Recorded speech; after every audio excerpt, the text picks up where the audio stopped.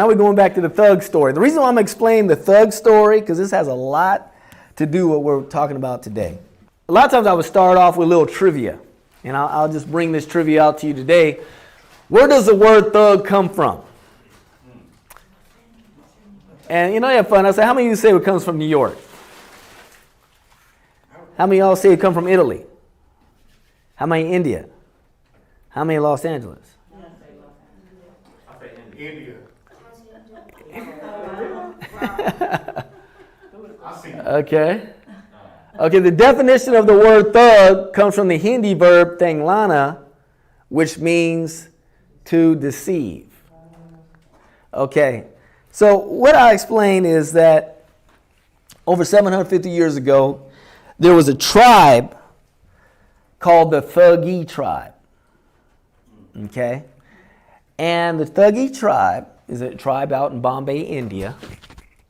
And they worshiped a goddess called Kali. Now you see some of the rappers, a lot of times they'll say Killer Kali.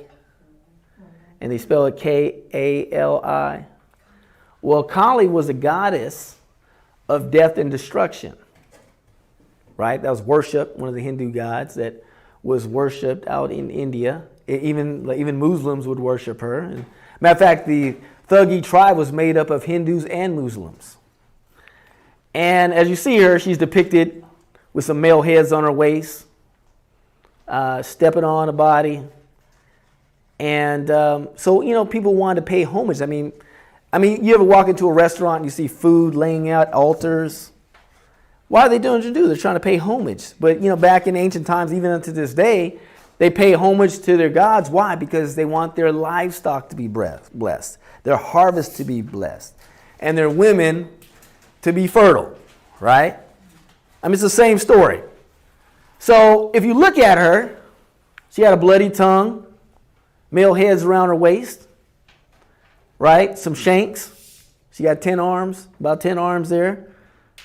A box of chocolates and flowers probably wasn't going to appease her, right?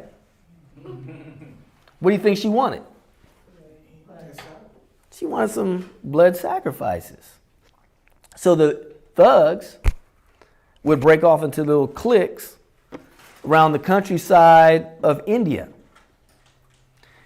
And they would befriend travelers. At that time, many people were walking by feet. They traveled in like real big packs.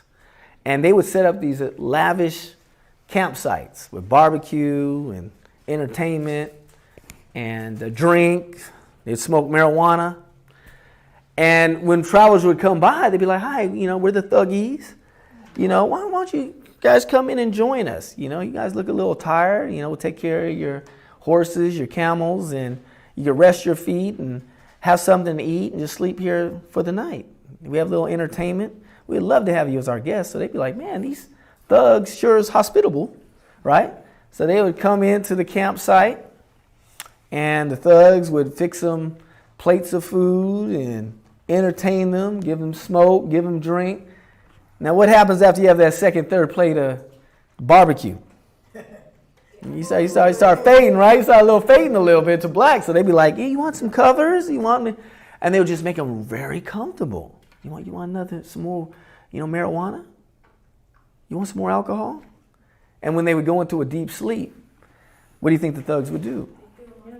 Yeah, they would strangle them, and then they'd take their body as a sacrifice, slit their neck, and let the blood just pour out into the sacrifice, and they believed they would be blessed in doing that, okay? And then, of course, they would rob them of all their jewelry, too. And these guys committed that. They said, 40,000 murders a year. Okay? And now they're still in action today, but they go by, another name. What is that another name? A Punjabi tribe. The Punjabis. And then they're a mafia. Also. But they network with all the major gangs. And they're like untouchable. Because the FBI, they frustrate the FBI because the FBI can't touch them. But they know what they're doing. So, but what was interesting is they had another ritual that they would do before they would go out and kill. This goes back, this is where we're talking about deliverance right now. This is how this all relates. Okay? And we're going to talk about drugs. Pharmakia. Alcohol. Now, the history of drugs, right? Before I go into the story of the thugs and alcohol, yeah. The word pharmacy comes from the Greek word pharmakia, which means sorcery and witchcraft. Okay, so, see, in ancient times, the shamans, the witch doctors, the medicine man, you know, they go before the tribes. They say, hey, do you want to be braver before you go to war? They'd be like, yeah. They say, you want to be able to create music, they get any type of woman you want, you know, play the right frequency, and that woman will just come and want you through the drumming or whatever. They say, yeah. Do you want to be able to hear the deities, your ancestors, their voices, to see them? They're like, yeah. Well, how do I get that? What do I need to do? They say, well, you need some pharmakia. What's pharmakia? So they put out the cocaine, the peyote. The thugs' favorite pharmakia was marijuana. So the thugs believed when they would smoke the marijuana, right, the portal of their soul would open up. What is the soul? The mind, emotions, and will. And what happens, you know, a lot of times the serotonin is released, the demons release the serotonin, dopamine, so the person feels good. Why would they do that? Why would it feel so good? Because the demons know if they could tantalize that flesh, that they could keep that portal open so the person can give place to them. That's why the Bible says don't give place to the devil.